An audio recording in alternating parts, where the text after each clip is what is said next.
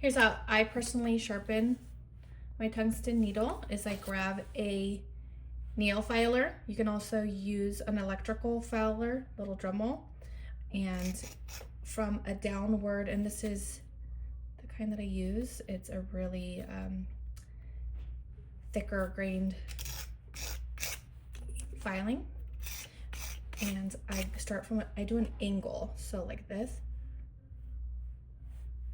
And then I rotate this. So this is me doing it fast because I want to make a point.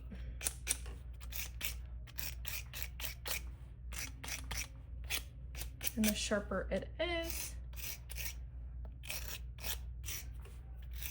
the better